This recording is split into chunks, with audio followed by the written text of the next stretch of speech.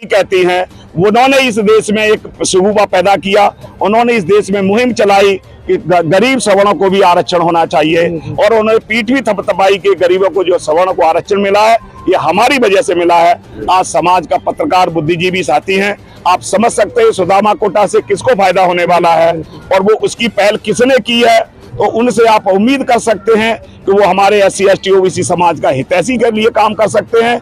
केवल जाति के नाम पर वोट देने की ये प्रथा ब्राह्मणवादियों ने पैदा की और आज भी हमारा समाज का जो बहुजन समाज का विशेषकर एक जाति का जातियों की जो पार्टी बना दी है उन्होंने, जाति के नाम से बहुत सारी समाज में पार्टी बनी हुई है। सफलता तो 24 में लग जाएगी। वो मोदी जी और पकड़ पकड़ के ना सबको तो अंदर करेंगे, झाड़ू बांधेंगे ना, फिर होश में आएंगे जो बचेंगे ना। झाड़ू तो केजरीवाल सब बांधेंगे। नहीं, केजरीवाल नहीं, वो बांधेगा मोदी जी। मोदी जी तो पॉलिटिकल चेंज के लिए इस देश में अभी कोई जगह नहीं है, इसलिए हमें सोशल चेंज के लिए काम करना चाहिए। चलिए, धन्यवाद। मेरे साथ सेठ साहब हैं, बहुजन समाज में तब से हैं जब माननीय काशीराम साहब पहली बार दिल्ली में आए थे और इनको प्रेरित किया था कि आप राजनीति में चुनाव लड़ें और इन्होंने अपना चुनाव भी माननीय काशीराम साहब के सानिध्य में लड़ा। सेठ साहब, बहुजन राजनीति को जब आपने पहली बार चुनाव लड़ा तब से आज कैसे देखते हैं? बहुत बदलाव आ गया जी, इतना बदलाव आ गया। देखो दिल्ली के अंदर कितने सारे बहुजन समाज के लोग तैयार हो गए, जागरूक हो गए, समझदार हो गए, विद्वान हो गए। उधर भी देखो विद्वानों का मेला लग रहा है, इधर भी विद्वानों का मेला लग रहा है, लेकिन उसके बावजूद सफलता हाथ नहीं लग रही है। सफलता तो 24 में लग जाएगी। वो मोदी जी और पकड़ पकड़ के ना सबको तो अंदर करेंगे, झाड़ू बांधेंगे ना, फिर होश में आएंगे जो बचेंगे ना। झाड़ू तो केजरीवाल सब बांधेंगे। नहीं, केजरीवाल नहीं, वो बांधेगा मोदी जी। मोदी जी तो सीधा जहाज में भर के भेज देंगे। हाँ, यही करेंगे, वो जहाज में भर के सबको भेज देंगे। तो ये उनकी लिस्ट बन रही है, जैसे यहाँ पर भी लिस्ट है, वहाँ पर भी है, यहाँ पर भी है। तो कुछ बचने का रास्ता नजर आ रहा है कहीं? बचने का जो जिंदे रह जाएंगे वो बच जाएंगे, वो फिर अपना राज लाएंगे। जो बच जाएंगे जी वो फिर लड़ाई लड़ेंगे, फिर सब आएगा। दोबारा बीज बोएंगे, फिर पौधा होगा, फिर उसे जवान करेंगे, फिर बड़ा होगा, फिर फल देगा। है नहीं, बच्चे रहेंगे। आप जैसे लोग, मेरे जैसे लोग बच्चे रहेंगे। कुछ तो ऐसा नहीं है कि सारे अंदर चले जाए, सारे अंदर थोड़ी जाएंगे। ये क्रांति तो चलती रहेगी। देखो हमारे अतरबीर सिंह जी नेशनल प्रेसिडेंट हैं, तो ये सब चल रहा है काम, परिवर्तन का रुख छोड़ ही रहा है। तो आज चाहे बाम से कितने भी हों, जैसे एक बट वृक्ष होता है ना, एक बट वृक्ष होता है ना, बट वृक्ष, तो बाम से एक बट वृक्ष है, उसकी शाखाएं निकल आई हैं मोटी मोटी। बाम से खुद भी तो बट गया है, शाखा कहाँ निकल आई है? बाम से खुद ही टूट टूट के अलग अलग धड़ों में बट गया। अलग नहीं हुआ जी, विचारधारा तो एक ही है यार। आप बताओ अलग कहाँ हुआ? विचारधारा तो चंद्रशेखर की एक है, मायावती की एक है, सबकी एक है, लेकिन चुनाव के समय तो कहीं नहीं दिख रही ना। देखो उनका नाम मतलब वो पार्टी चला रहे हैं जी, वो पार्टी चला रहे हैं, ये विचारधारा है। यहाँ पर जो इकट्ठे जो लोग हैं वो विचारधारा के लोग हैं। चलिए, इसी बीच में हमारे साथ वामसेप के राष्ट्रीय अध्यक्ष जुड़ गए हैं, इनसे भी जानेंगे। 3 दिवसीय अधिवेशन दिल्ली में चल रहा है, डॉक्टर अम्बेडकर भवन, रानी झांसी रोड पर। सर, क्या विचारधारा है वामसेप की? वामसेप की विचारधारा फुले अम्बेडकर विचारधारा है। जो हमारे महापुरुष हैं राष्ट्रपिता ज्योतिराव फुले और बाबा साहब डॉक्टर अम्बेडकर की जो समतावादी विचारधारा है, इस देश में ह्यूमन वैल्यूज इस्टेब्लिश करने के लिए मोरलिटी बेस्ड सोसाइटी का जो निर्माण करने की विचारधारा है, वामसेप की वही विचारधारा है। उसके अंदर महत्वाकांक्षा कहाँ से घुस गई? महत्वाकांक्षा तो व्यक्तियों की होती है जी, और वही मैं जानना चाह रहा हूँ कहाँ से उसके अंदर प्रवेश कर गई? संगठन की नहीं है जी, और बात महत्वाकांक्षा की है तो ये समाज हमेशा से ही महत्वाकांक्षा का भूखा रहा है जी। बाबा साहब डॉक्टर अम्बेडकर ने भी कहा था कि ये समाज तो आप सम्मान से अनजान है, तो इसलिए उसकी दौड़ में लगा हुआ है और ये मानव है, इंसान होने के नाते इसका भटकना स्वाभाविक है। तो कैडर पढ़ाया जाता है वामसेप के अंदर, इतने बड़े बड़े अधिवेशन होते हैं, वो कैडर कहाँ जाता है? अब उसके कैडर सुनने के बाद भी अगर महत्वाकांक्षा जीवित रह जाती है तो कैडर का फायदा क्या है? इंसान एक विवेकशील प्राणी होने के नाते वो किसी भी समय, जब तक उसकी डेथ नहीं होती, किसी को निश्चित नहीं किया जा सकता वो कब भटक जाएगा। इसलिए उसका भटकना निश्चित है, पर संगठन हमेशा सिद्धांतों के साथ बंधा होता है और सिद्धांतों के साथ बने रहने के लिए वो अपने सिद्धांतों के लिए काम करता है। सही जवाब देके छलावा कर रहे हैं आप। व्यक्ति नहीं, ऐसा नहीं है। सही चल रहे हैं बोले वाले समाज को नहीं, देखिए जवाब ऐसा दिया है कि सामने वाला कुछ कह ही नहीं सकता।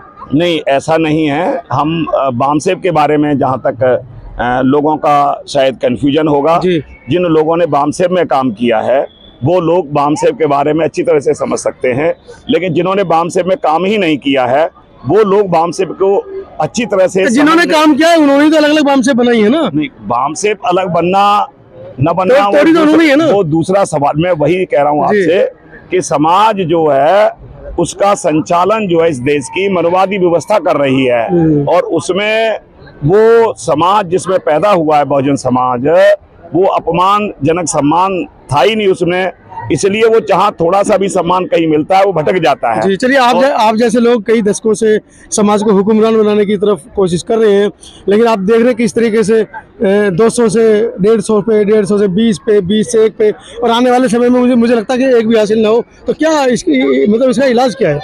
देखिए, बामसेब का कभी अगर आपने बामसेब एट ए ग्लांस पढ़ी हो सकता है बामसेब के नेताओं ने ये कहा हो कि हमने हुक्मरान समाज को बनाना है जी, लेकिन बामसेब के संस्थापक ने खुद कहा है, उन्होंने खुद पार्टी बनाई है हुक्मरान बनाने के लिए। आप क्या बात करते हैं? आप बीच बीच में ही सवाल अपने आप ही जवाब देते रहते हैं। नहीं, आपने कहा कि बामसेब ने कभी नहीं कहा। पत्रकार काशीराम साहब ने कहा, जब आपके सवालों के जवाब आपके पास ही है तो फिर इसका मतलब ये है कि आपके सवाल और जवाब दोनों आपके पास हैं। जवाब तो इसलिए वो आप सवाल का जवाब सुनना नहीं चाहते हैं। बामसेब संगठन का जो सैद्धांतिक BAMCEF eight a glance Kashiram जी ने भी निकाली, और उसके बाद हमारे आनंद साहित्य सदन यार अकेला जी ने भी 2-3 बार उसको पब्लिश किया। आप अच्छी तरह से पढ़ लें। बामसेब का जो मेन मकसद है इस देश के अंदर ह्यूमन वैल्यूज जिससे हजारों सालों से वंचित था, वो ह्यूमन वैल्यूज जो है ना वो एस्टेब्लिश करना है जी। इस देश की जो सामाजिक व्यवस्था है जो प्रीवेलेंट सोशल सिस्टम के बेस पर टिकी है, जिसका आह्वान बाबा साहब डॉक्टर अम्बेडकर ने 25 दिसंबर 1927 को महासम्मेलन में किया था कि हिंदू व्यवस्था के जातिवादी चौखटे हैं, इसको मैंने चूर चूर करना है इस देश की। और उन्होंने कहा है कि इस व्यवस्था के रहते हुए इसके ऊपर, इस ढांचे के ऊपर आप कोई बिल्डिंग बनाना भी चाहोगे तो वो बिल्डिंग भी चटक जाएगी, टूट जाएगी। और इसलिए बहुत सारे लोग, राजनेता हमें समाज को गुमराह करते हैं कि बाबा साहब डॉक्टर अम्बेडकर ने ये बात कही कि political power is the master key by which open each and every lock.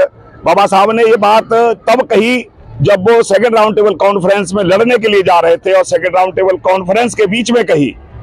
लेकिन बाबा साहब डॉक्टर अम्बेडकर ने कहा कि इस देश का जो सोशल सिस्टम है यही हमारी सबसे बड़ी समस्या है। और जब तक एनिहिलेशन कास्ट में बाबा साहब ने कहा है कि इतिहास इस बात का गवाह है, सामाजिक और धार्मिक क्रांतियों के बाद ही राजनीतिक क्रांतियां होती हैं। और इसलिए बामसेब का जो जन्म है, जिनकी बात आप कर रहे हैं, संस्थापक काशीराम जी ने भी कहा कि मैंने 21 बार एनिहिलेशन कास्ट को पढ़ा है।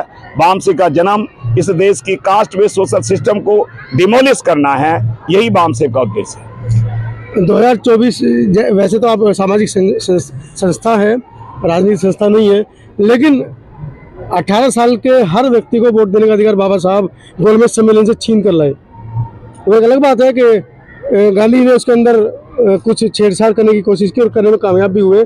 लाखों आपके कार्यकर्ता हैं, सरकार को प्रभावित करने की क्षमता आप रखते हैं, तो बहुजनों को हुक्मरान बनाने के लिए, क्योंकि 2024 बड़ा निर्णायक बता रहे कि इसके बाद शायद चुनाव हो ही ना, अगर कोई विपक्षी पार्टी ना आई केंद्र में, तो उसके लिए आप क्या कहेंगे? देखिए, बाबा साहब डॉक्टर अम्बेडकर को लोग अपने अपने तरीका से प्रेजेंट करते हैं जी। जो आपने बात की पूना पैक्ट में 24 सितंबर 1932 को बाबा साहब ने कहा कि दुनिया की ऐसी कोई निर्वाचन प्रणाली नहीं है जो हमारी समस्या का समाधान कर सके।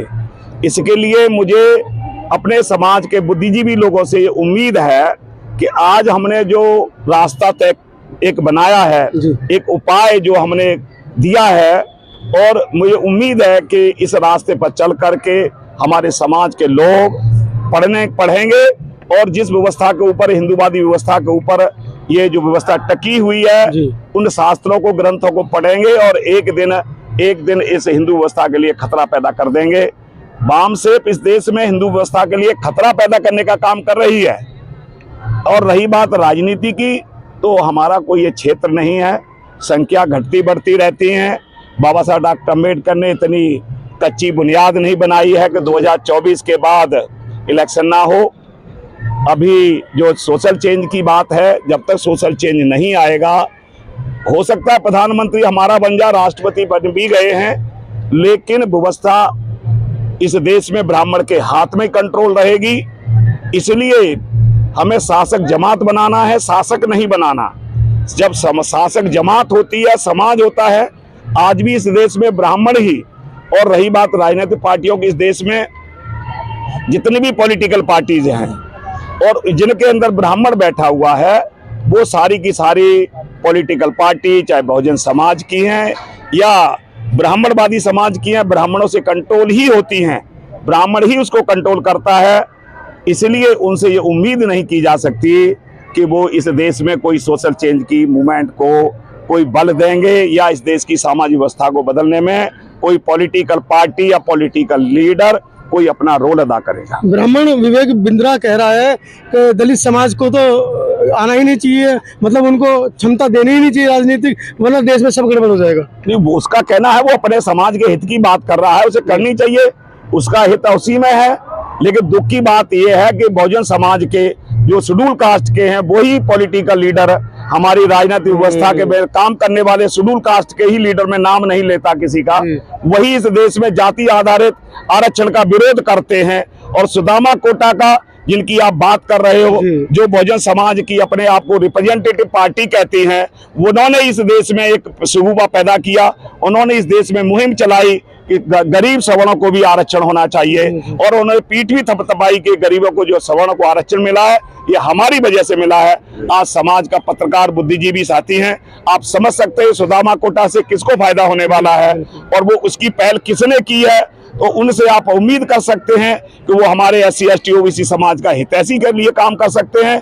केवल जाति के नाम पर वोट देने की ये प्रथा ब्राह्मणवादियों ने पैदा की, और आज भी हमारा समाज का जो बहुजन समाज का, विशेषकर एक जाति का, जातियों की जो पार्टी बना दी है उन्होंने, जाति के नाम से बहुत सारी समाज में पार्टी बनी हुई है, उनकी आइडेंटिटी कास्ट को बेस के बना के उन्होंने जो प्रेजेंट किया है कि जाति की, इस जाति की पार्टी है, इस जाति की पार्टी है, इस जाति की पार्टी है, और हमारे बहुजन समाज के लीडर भी उसी के लिए ही काम कर रहे हैं। इसलिए पॉलिटिकल चेंज के लिए इस देश में अभी कोई जगह नहीं है, इसलिए हमें सोशल चेंज के लिए ही काम करना चाहिए।